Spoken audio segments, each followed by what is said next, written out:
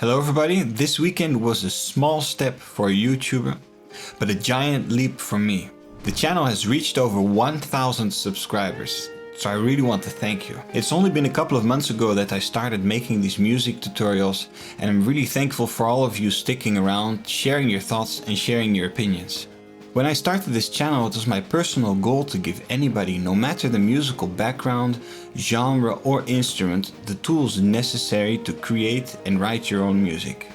I'm really happy that I can share my passion for writing music and music theory with you.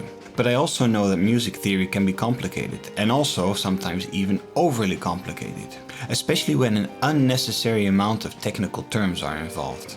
So I really hope that these videos have been useful so far, and that there's a good balance between keeping things accessible, interesting and informative. But while you're here, I would like to ask you for your opinion.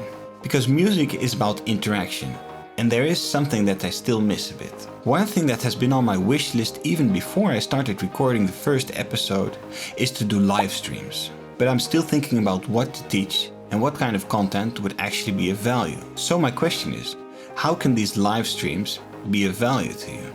Should it just be a class? Should it just be something that I prepared like any other episode? Or should it be in a form of a Q&A session?